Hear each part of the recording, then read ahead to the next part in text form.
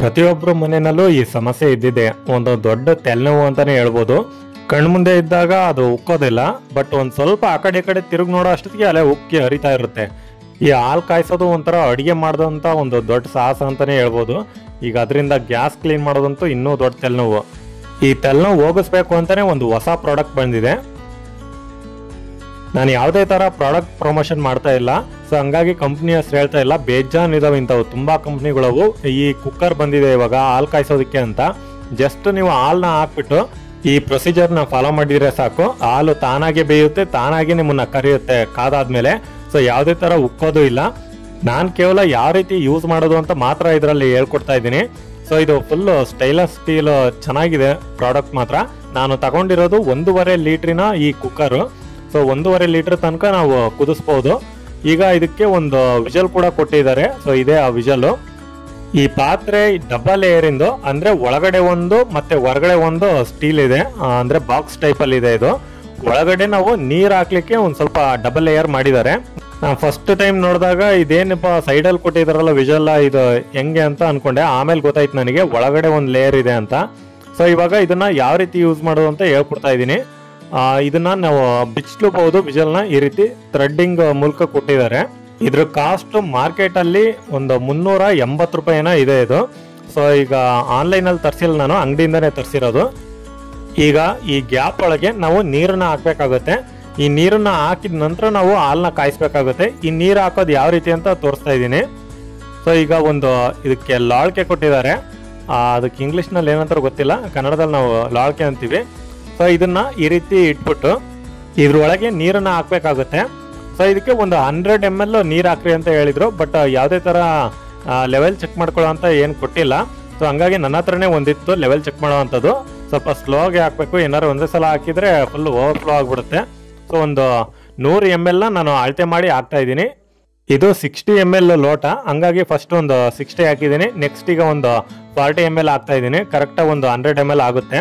ನೀವೇನಾರ ಜಾಸ್ತಿ ಹಾಕಿದ್ರಿ ಅಂತಂದ್ರೆ ಅದು ಉಕ್ಕೋ ಅಂತ ಸಾಧ್ಯತೆ ಇರುತ್ತೆ. ಅಂದ್ರೆ ಕುದಿತಾ ಅದು ಹವೆ ಬರುತ್ತಲ್ವಾ, ಸೊ ಅದು ನೊರೆ ಎದ್ಬಿಟ್ಟು ಫುಲ್ ಹೊರಗೆ ನೀರೆಲ್ಲ ಚೆಲ್ಲೋ ಅಂತ ಸಾಧ್ಯತೆ ಇರುತ್ತೆ. ಹಂಗಾಗಿ ನಾವು ಆ ಲೆವೆಲ್ಗೆ ತಕ್ಕನಂಗೆ ಹಾಕ್ಬೇಕಾಗುತ್ತೆ. ನಿಮಗೆ 100 ml ಕರೆಕ್ಟಾಗಿ ಗೊತ್ತಾಗ್ಲಿಲ್ಲ, ಗೇಜ್ ಇಲ್ಲ ಅಂತಂದ್ರೆ ಈ ರೀತಿ ಟೀ ಕುಡಿಯೋ ಲೋಟ ಇರುತ್ತಲ್ವಾ, ಅದರಲ್ಲಿ ಅಳತೆ ಮಾಡ್ಕೋಬಹುದು. ಇದು ಸಣ್ಣದೊಂದು ಟೀ ಕುಡಿಯೋ ಲೋಟ, ಇದೊಂದು 80 ml ಅಂತೂ ಇದ್ದೇ ಇರುತ್ತೆ. ಸೊ ಒಂದು ಸ್ವಲ್ಪ ಇದಕ್ಕಿಂತ ದೊಡ್ಡದು ಲೋಟ ಇತ್ತು ಅಂತಂದ್ರೆ ಅದೊಂದು 100 ml ಇದ್ದೇ ಇರ್ತವೆ, ಮಾಮೂಲಾಗಿ ಟೀ ಕುಡಿಯೋ ಲೋಟಗಳೆಲ್ಲ. ಸೊ ಈಗ ಅದರಲ್ಲೇ ನಾವು ಅಳತೆ ಮಾಡಿ ಹಾಕ್ಬೇಕಾಗುತ್ತೆ. ಒಂದು ಲೋಟ ಹಾಕಿದ್ರು ಸಾಕು, ಕರೆಕ್ಟಾಗಿ ಆಗುತ್ತೆ. ಇವಾಗ ನೀರನ್ನೆಲ್ಲ ಹಾಕಿದೀವಿ. ನೆಕ್ಸ್ಟ್ ಇದಕ್ಕೆ ಒಂದು ವಿಜಲ್ನ ನಾವು ಫಿಟ್ ಮಾಡಬೇಕಾಗುತ್ತೆ. ಸೊ ಇವಾಗ ನೀರು ಭಾಳ ಅಂದರೆ ಭಾಳ ಕಮ್ಮಿ ಇದೆ, ಕೆಳಗಡೆ ಫುಲ್ ಲೇಯರ್ ನನಗೆ ತೋರಿಸ್ತಾ ಇದ್ದೀನಲ್ವಾ, ಅಷ್ಟೇ ಇರೋದು ನೀರು ಇದಕ್ಕೆ. ಒಂದು ರೀತಿ ಇದನ್ನು ನಾವು ಸ್ಟೀಮಲ್ಲೇ ಬಾಯ್ಲ್ ಮಾಡ್ದಂಗೆ ಹಾಲನ್ನ. ಸೊ ಈ ರೀತಿಯಾಗಿ ಅದ್ರ ಹವೆ ಎದ್ದು ಈ ವಿಜಲಲ್ಲಿ ಬರುತ್ತೆ ಅದು. ಸೊ ಅವಾಗ ನಮಗೆ ಗೊತ್ತಾಗುತ್ತೆ ಹಾಲು ಕಾದಿದೆಯೋ ಇಲ್ಲೋ ಅಂತ. ಸೊ ಅದ್ರದ್ದೊಂದು ಟೆಂಪ್ರೇಚರ್ ಇರುತ್ತಲ್ವಾ, 100 ml ಯಾವಾಗ ಕುದಿಯುತ್ತೋ ಫುಲ್ಲು ಕುದ್ದು ವಿಜಲ್ ಬರುತ್ತಲ್ವಾ, ಅವಾಗ ಹಾಲು ಕಾದಿದೆ ಅಂತ. ಇವಾಗ ನಾನು ಅದನ್ನು ಫಿಕ್ಸ್ ಮಾಡ್ತಾ ಇದ್ದೀನಿ ವಿಜಲ್ನ. ಆಲ್ರೆಡಿ ಒಂದು 2 ರಿಂದ 3 ಸಲ ಯೂಸ್ ಮಾಡಿದ್ದೀನಿ ನಾನು. ಇದನ್ನ ಯೂಸ್ ಮಾಡಿಬಿಟ್ಟು ಕರೆಕ್ಟಾಗಿ ತಿಳ್ಕೊಂಡ್ಬಿಟ್ಟು ನಿಮಗೆ ಹೇಳ್ತಾ ಇರೋದು.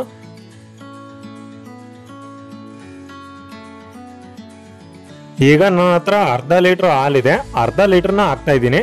ಇದು 1.5 ಲೀಟ್ರ್ ಅಂತ ಹೇಳಿದ್ರು, ಈ ಅರ್ಧ ಲೀಟ್ರ್ ಹಾಕ್ದಾಗ ಇದೆ ಅರ್ಧ ತುಂಬಿದೆ ಇವಾಗ. ಈ ಕುಕ್ಕರು ಸ್ವಲ್ಪ ಉದ್ದವಾಗಿರೋದ್ರಿಂದ ಇದನ್ನ ನಾವು ಲೋ ಫ್ಲೇಮಲ್ಲೇ ಇಡಬೇಕಾಗುತ್ತೆ. ಲೋ ಫ್ಲೇಮಲ್ಲಾದರೆ ಅದ್ರದ್ದು ಎಷ್ಟು ರೇಡಿಯಸ್ ಇರುತ್ತೋ ಅಷ್ಟಕ್ಕೆ ಕರೆಕ್ಟಾಗಿ ಮ್ಯಾಚ್ ಆಗುತ್ತೆ. ಆ ಬೆಂಕಿ ಕೂಡ ಓವರ್ಫ್ಲೋ ಅಂತ ಅನ್ಸೋದಿಲ್ಲ. ಸೊ ಲೋ ಫ್ಲೇಮಲ್ಲೇ ಇಟ್ಕೊಂಡು ನಾವು ಈ ರೀತಿ ಕ್ಯಾಪ್ ಮುಚ್ಚಿ ಇದನ್ನ ಬಿಟ್ಬಿಟ್ರೆ, ಸೊ ಇವಾಗ ಅದು ಕುದಿಯುತ್ತೆ. ಕುದಿತಾ ಒಂದು 10 ನಿಮಿಷ ಅಂತ ಬಿಡಬೇಕಾಗುತ್ತೆ. ನಿಮಗೆ ಅವಾಗ ಅದು ಒಂದು ಸ್ವಲ್ಪ ಹವೆ ಏನಿರುತ್ತಲ್ವ ನೀರಿಂದು, ಅದು ಹೊರಗೆ ಬರೋಕ್ಕೆ ಸ್ಟಾರ್ಟ್ ಆಗುತ್ತೆ. ಅವಾಗ ಒಂದು ಸ್ವಲ್ಪ ಮಟ್ಟಿಗೆ ವಿಜಲ್ ಹೊಡಿತಾ ಇರುತ್ತೆ. ನಾವು ಆವಾಗಲೇ ಕುದೀತು ಅಂತ ಅನ್ಕೋಬಾರ್ದು. ಸೊ ಈ ರೀತಿ ಹವೆ ಬರೋಕ್ಕೆ ಸ್ಟಾರ್ಟ್ ಆದಮೇಲೆ ಒಂದು 5 ನಿಮಿಷ ಅಂತೂ ಇದೇ ರೀತಿಯಾಗಿ ನಾವು ಕುದಿಸ್ಬೇಕಾಗುತ್ತೆ.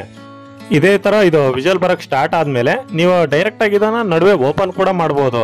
ಸೊ ಯಾವುದೇ ಥರ ತೊಂದರೆ ಇಲ್ಲ, ಯಾಕಂದರೆ ಅದು ಹಾಲು ಕುದಿಯೋದಲ್ಲ, ಒಂದು ರೀತಿ ಸ್ಟೀಮ್ ಬಾಯ್ಲ್ ಆದಂಗೆ. ಸೊ ಹಾಗಾಗಿ ನೀವು ಕ್ಯಾಪ್ನ ಅವಾಗವಾಗ ಓಪನ್ ಮಾಡಿ ಚೆಕ್ ಮಾಡ್ತಾ ಇರ್ಬೋದು. ಸೊ ಏನು ನೀರು ಕುದೀತಾ ಇರುತ್ತೆ ಅಷ್ಟೇ ಕೆಳಗಡೆ, ಸೊ ಅದ್ರದ್ದು ಹವೆ ಬರುತ್ತೆ, ಅಂದರೆ ಅದು ಹೀಟ್ ಆಗ್ತಾ ಇದೆ ಅಂತ. ಸೊ ಈ ರೀತಿ ಮಾಡೋದ್ರಿಂದ ಹಾಲು ಕೆಡುತ್ತಾ ಅಂತಂದರೆ ಇಲ್ಲ, ಒಂದು 12 ಗಂಟೆ ತನಕ ನೀವು ಬಿಡ್ಬೋದು ಇದನ್ನು ಹಾಗೆ ಕುದಿಸ್ಲಿಲ್ಲಂಗೆ. ಒಂದ್ಸಲ ಕುದಿಸಿದ್ರಿ ಅಂತಂದರೆ ಇವಾಗ ಒಂದು 5 ನಿಮಿಷ ಇದೇ ರೀತಿ ಕುದಿಸಿ ವಿಜಲ್ ಬಂದಾದ್ಮೇಲೆ ತೆಗಿತಾ ಇದ್ದೀನಿ. ನೋಡ್ತಾ ಇರ್ಬೋದು, ಇವಾಗ ಗ್ಯಾಸ್ನ ಆಫ್ ಮಾಡಿದ್ದೀನಿ ನಾನು. ನೀವು ಇದನ್ನ ಕುದಿಸ್ಕೊಂತಾರೆ ಅಂದರೆ ಸ್ಟವ್ ಆನ್ ಮಾಡ್ಕೊಂಡೆ ನೀವು ಇದನ್ನ ಕ್ಯಾಪ್ ಓಪನ್ ಮಾಡ್ಬೋದು. ಅದೇನೋ ಆಗಲ್ಲ. ನೋಡ್ತಾ ಇರ್ಬೋದು, ಸ್ವಲ್ಪನೂ ಕೂಡ ಉಕ್ಕಿಲ್ಲ, ಅದು ಪೂರ್ತಿಯಾಗಿ ಸೈಡಿಗೆ ಸ್ಟೀಲ್ ಏನಿತ್ತು ಹಂಗೆ ಇತ್ತದು, ಚೂರು ಕೂಡ ಮೇಲ್ ಬಂದಿಲ್ಲ ಹಾಲು. ಸೊ ಇದೇ ರೀತಿಯಾಗಿ ಒಂದು ರೀತಿ ಸ್ಟೀಮ್ ಬಾಯ್ಲ್ ಆಗಿದೆ, ಅದು ನೀರಲ್ಲೇ ಕುದಿಸಿದಂಗೆ. ಸೊ ಇವಾಗ ಇಲ್ಲಿಗೆ ಹಾಲು ಒಂದು 5 ನಿಮಿಷ ಹಿಂಗೆ ನೀವು ಏನಾರು ಆಫ್ ಮಾಡಿದಾದ್ಮೇಲೆ ಬಿಟ್ರಿ ಅಂತಂದರೆ ಸ್ವಲ್ಪ ಮಟ್ಟಿಗೆ ಕೆನೆಗಟ್ಟಕ್ಕೆ ಸ್ಟಾರ್ಟ್ ಆಗುತ್ತೆ. ಅದು ಕೆನೆ ನಾವು ನಾರ್ಮಲಾಗಿ ಕಾಯಿಸ್ತೀವಲ್ವ ಅದೇ ರೇಂಜಲ್ಲೇ ಅದು ಕೆನೆನೂ ಕೂಡ ಬರುತ್ತೆ. ನಾನಿವಾಗ ಒಂದು 5 ನಿಮಿಷ ಬಿಟ್ಟಿದ್ದೀನಿ. ಸ್ವಲ್ಪನೇ ಇನ್ನೂ ಕೆನೆ ಗಟ್ತಾನೆ ಇರುತ್ತದು. ನೀವು ಕುದಿಸ್ಬೇಕಾದ್ರೆ ಅದು ಅರ್ಧ ಕೆನೆಗಟ್ಟಿರುತ್ತದು. ಇವಾಗ ತೋರಿಸ್ತಾ ಇದ್ದೀನಿ ನೋಡಿ ಕೆನೆನ. ನೋಡ್ತಾ ಇರ್ಬೋದು ಕೆನೆ ಎಲ್ಲ ಹೆಂಗೆ ಬಂದಿದೆ ಅಂತ. ಸೊ ಈ ರೀತಿ ಕೆನೆನೂ ಕೂಡ ಚೆನ್ನಾಗಿ ಬರುತ್ತೆ. ಇದೇ ಥರ ಕೆಲವೊಂದೊಂದು ಐಟಮ್ಸ್ಗಳು ಕಿಚನ್ಗೆ ಯೂಸ್ಫುಲ್ ಆಗೋ ಅಂಥವೂ ಕೂಡ ನಿಮಗೆ ಪ್ರಾಡಕ್ಟ್ಗಳನ್ನ ಹೇಳ್ತಾ ಇರ್ತೀನಿ. ನಿಮ್ಮೆಲ್ಲರ ಸಪೋರ್ಟ್ ತುಂಬ ಮುಖ್ಯ. ನನ್ನ ಚಾನಲ್ಗೆ ಸಬ್ಸ್ಕ್ರೈಬ್ ಕೂಡ ಆಗಿ. ಸೊ ಎಲ್ರಿಗೂ ಕೂಡ ಧನ್ಯವಾದಗಳು. ಈ ಪ್ರಾಡಕ್ಟ್ ಹೇಗೆ ಅನ್ನಿಸ್ತು, ನೀವು ಕೂಡ ಯೂಸ್ ಮಾಡ್ತಾ ಇದ್ದೀರಾ ಅಥವಾ ಆಲ್ರೆಡಿ ಯೂಸ್ ಮಾಡ್ತಾ ಇದ್ದೀರಾ, ಇಲ್ಲ ಈಗ ನೋಡಿದ ಮೇಲೆ ಯೂಸ್ ಮಾಡ್ತೀರಾ ಅನ್ನೋದನ್ನು ಕೂಡ ಕಮೆಂಟ್ ಮಾಡಿ.